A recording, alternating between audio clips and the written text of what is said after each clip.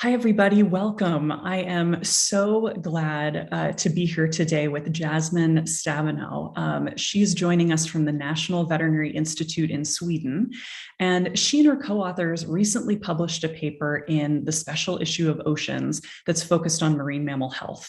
And the paper is titled Sowerby's Beaked Whales in the Skagerrak and Adjacent Waters, Historical Records and Recent Postmortem Findings. Jasmine, thank you so much for joining us. Thank you for inviting me. Excellent. This research of yours is focused on a species of whale that most people might not even know exists, the Sowerby's beaked whale. And beaked whales live in really deep pelagic waters, which make them pretty difficult to study. So can you share with viewers, what's your favorite Sowerby's beaked whale fact? What makes them, or beaked whales in general, really special? For me personally, I think that the most fascinating thing about Sowerby's beaked whales is that we know so little about them, because that makes actually everything we do learn about them really interesting. It's as if we have a book that we don't know the story of yet, and we have just a few sentences here and there. So all the things we do learn makes us able to fill in the blanks and understand the story. And we can grasp that there is probably a lot in this storybook as well, because there are numbers of beaked whale species. Today we know about 24 species of beaked whales, and more are being discovered. And most of these are as unknown as the Sowerby's beaked whales.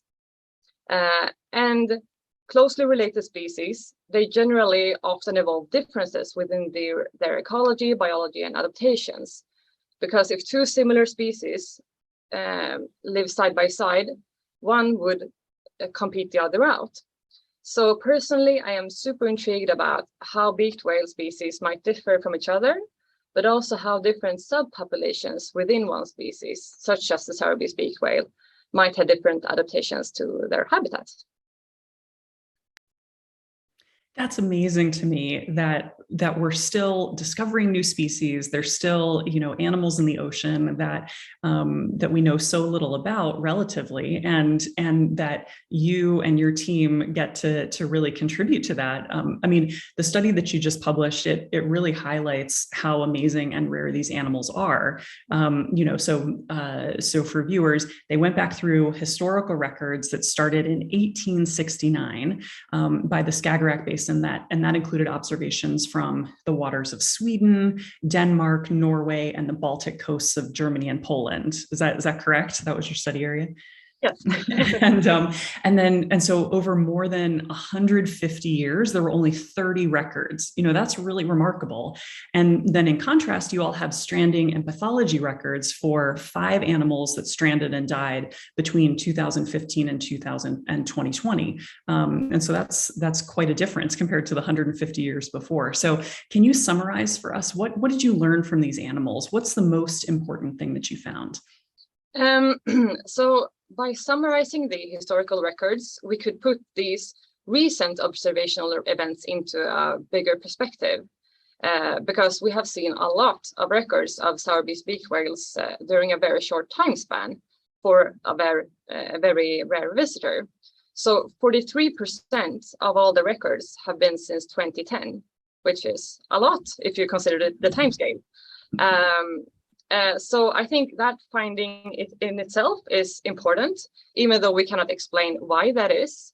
I mean, it could be something positive, as, for example, if the Sowerby's beaked whale population has increased, but it could also be new threats towards the species, for example, or more intense threats. And then from the postmortem findings, we do contribute with the pathological findings from Sowerby's beaked whales, as well as with the ecological facts, such as their diet.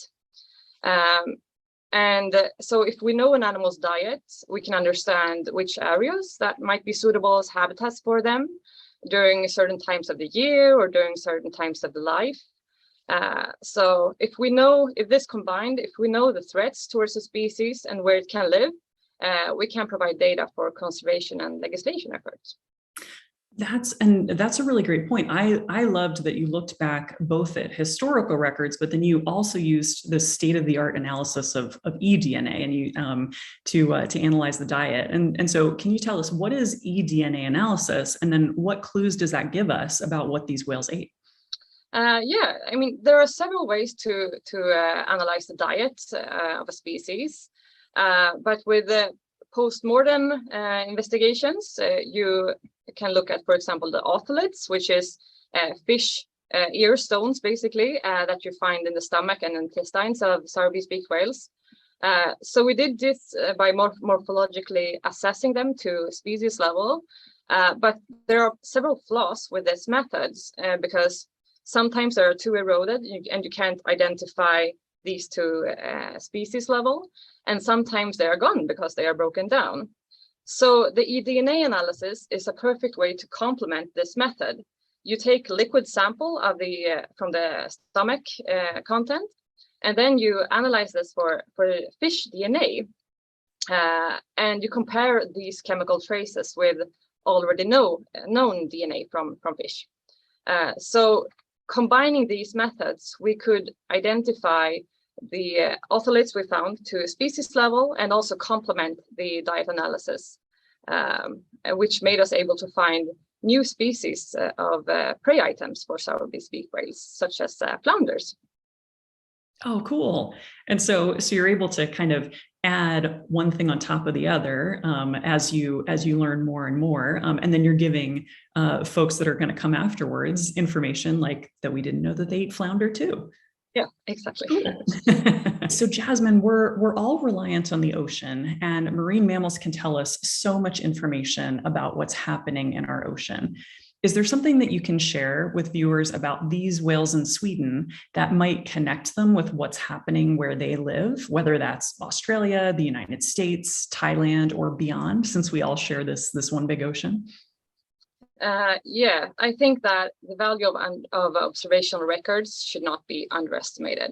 It's easy to think of the current situation as the new normal situation, but everything is always changing, and species that have almost been extinct are now widespread, and species that were widespread are now extinct.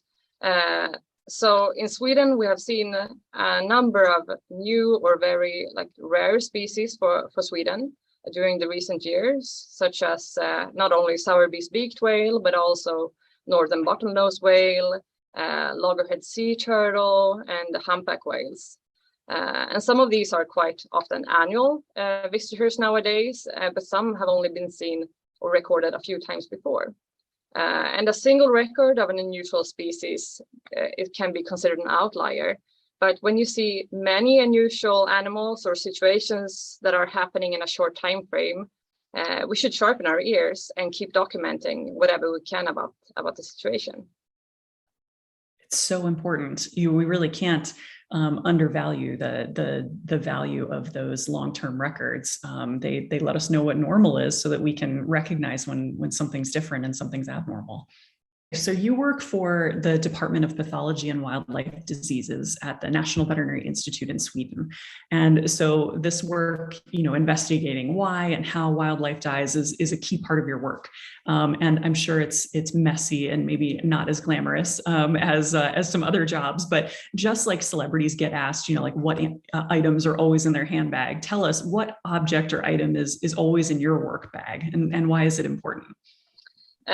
Well, I would say that the most important thing for me, it's the contact information to my stranding network.